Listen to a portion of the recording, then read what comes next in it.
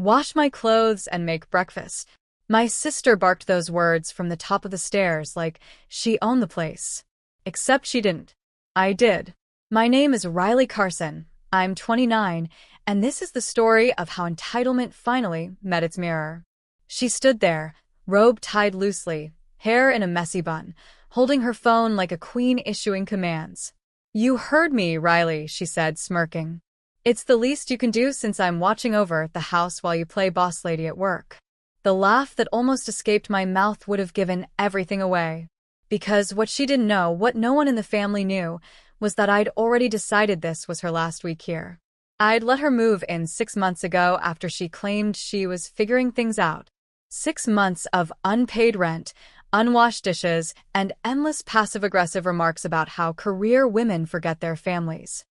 I turned slowly, met her gaze, and said evenly, "If you want breakfast, Olivia, there's cereal. You can handle it." She scoffed. Wow. Attitude. Maybe if you weren't single, you'd understand sharing. That one stung, not because it was true, but because she sounded just like Mom, the woman who'd always put her on a pedestal. Before I could answer, my phone buzzed. Dad's text popped up. "Family dinner tonight. Be there. No excuses." I sighed. Family dinners at Dad's always meant one thing. Olivia staged my silence. "Fine," I said. "I'll be there." Olivia grinned. "Perfect. I'll tell Dad what you've been like. Maybe he'll knock you off that high horse." I smiled back, calm, collected, knowing what she didn't. By tonight, the high horse she wanted to see fall would be hers. By evening, the sky had that deep orange glow that always felt like warning more than warmth. Olivia spent the afternoon parading around the house in one of my silk robes, humming loudly, pretending to clean. I didn't say a word. I wanted her arrogance untouched. It would make what came later hit harder. At 6, we drove to my father's house. He lived only 15 minutes away, but the silence in that car stretched like miles. She scrolled her phone, smirking occasionally. "Just so you know, Dad's siding with me," she said casually. "About what?" I asked. "About you being selfish. You don't visit enough. You don't help out enough. You think money replaces family." That word, money, she spat it like poison. And yet, every rent check she'd avoided came from the same wallet she was mocking. When we arrived, Dad was already on the porch, arms crossed. "You two took your time," he said, giving Olivia a warm smile before barely glancing at me. Inside, the table was already set. Mom's old china, candles, the usual performance of family togetherness. Olivia dropped into her chair beside Dad, like a throne she'd earned. "So," Dad began, "your sister tells me you've been distant, Riley. That you've forgotten where you came from." I smiled tightly. "Did she also tell you she hasn't paid rent in 6 months?" Olivia's face stiffened. "Wow, bringing money into family talk. Typical." Dad frowned. "You're her sister. You could help her out. Family isn't about keeping score." I placed my napkin neatly on my lap. "You're right, Dad. Family isn't about keeping score. It's about honesty." And just like that, the trap was set. Because tonight, honesty was going to tear their little alliance apart. Dinner started quietly, the way storms do before lightning hits. Olivia kept filling the silence with her usual monologue, stories about her potential modeling jobs, dramatic sighs about her difficult landlord, me, and constant digs disguised as jokes. Dad chuckled along, glancing at me every now and then like he couldn't decide whether to scold me or pity her. "So, Riley," Olivia said sweetly, slicing into her roast, "how's your little company? Still pretending to be a CEO?" I smiled. "Still running it. We just signed a deal with a Seattle client. Small contract, about 200 grand. Her fork clinked on the plate. Dad raised an eyebrow. 200 what? Thousand, I said, calmly sipping my water. It's been a good quarter. Olivia blinked rapidly. Oh, wow. Good for you. But her tone cracked slightly, envy dripping through the sarcasm. Dad nodded approvingly. That's impressive, Riley. I didn't realize your business had grown so much. I know, I said softly. Nobody did. Not even the sister, who's been living off me. Her head snapped toward me. Excuse me? I turned to Dad. Did she tell you she's been staying rent-free? That I've been covering her credit card bills because she maxed them out on brand deals that never existed? Olivia's face went pale. That's a lie. I pulled out my phone and placed it on the table. Open to the bank app, every transfer labeled Rent Olivia. Dad's smile vanished. You told me you were paying her back. I meant to, she shouted. She said it was fine. No, I said, voice calm, steady. I said I'd help until you got on your feet. That was 6 months ago. You've only learned how to stand taller on my shoulders. The air thickened. Dad sat back, silent. Olivia's lips trembled, her performance finally cracking.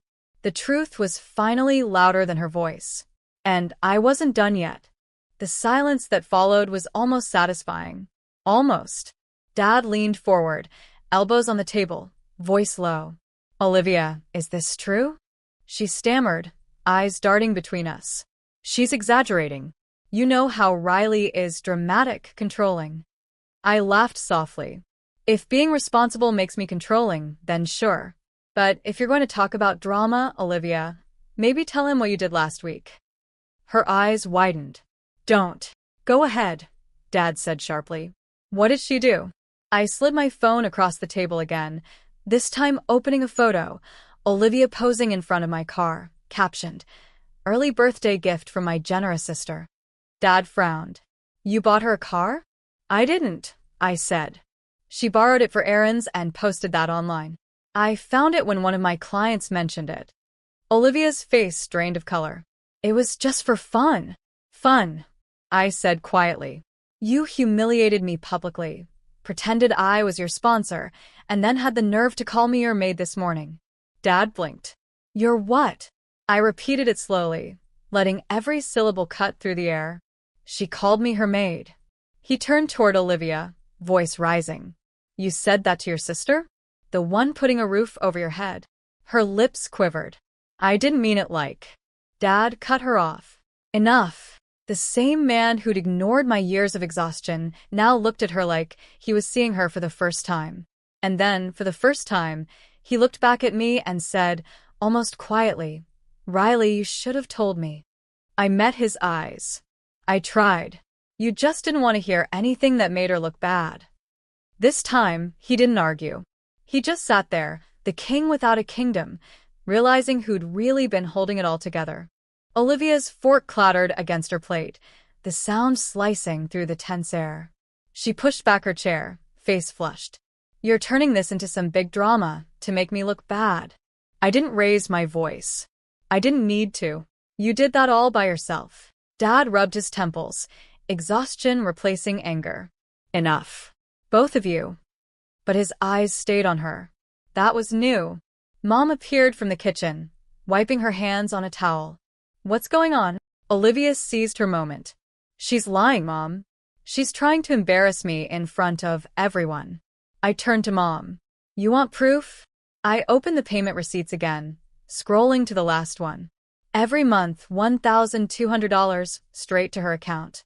Want me to show you where it went? Designer handbags. Spa trips. A trip to Miami she told you I paid for as her bonus.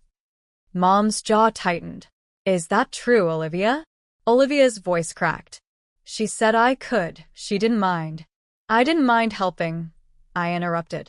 But you mistook generosity for servitude. Dad pushed his chair back, slowly standing. I think you owe your sister an apology. The words landed like thunder.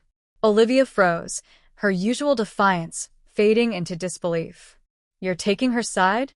Mom's side. He's not taking sides. He's acknowledging the truth. Olivia's eyes filled with tears. So, I'm the villain now? No, I said quietly. You just wrote your own ending. She looked at me, lips trembling. What do you want me to do, Riley? I met her gaze, steady. Start packing when we get home. You've got a week. Dad sat back down slowly. She means it, Olivia. I nodded, voice calm as ever. This isn't revenge. It's rent and reality finally due. Olivia stood frozen in the middle of the dining room, her lips parted, a tear suspended on her cheek.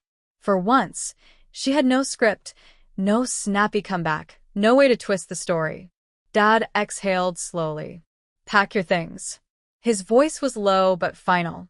"Riley's carried you long enough." Mom reached for his arm, whispering, "Richard." But he didn't look away from Olivia. "She's done everything we should have done years ago, set boundaries." Olivia spun toward me, her eyes wild. "You're turning Dad against me." "No," I said gently. "You did that when you decided I was beneath you." The words seemed to echo off the walls, heavy and true. For years, she'd lived off my effort, convinced she deserved it. Now the reality of consequence was finally standing in front of her, and it looked like me. She stormed out, slamming the door so hard that the photo frames rattled. The house fell quiet again. The clink of cutlery, the hum of the refrigerator, the faint tick of the dining room clock, ordinary sounds that suddenly felt like relief. Mom sat down, eyes glistening. "Riley, maybe you could let her stay until—" "No, Mom," I interrupted softly. "Every time I bend, she breaks me a little more. I'm done calling that love." Dad gave a slow nod. "She'll figure it out. Or she won't. But that's not your problem anymore." For the first time in years, the heaviness on my chest loosened. I picked up my purse, glancing toward the door. "I'll head home.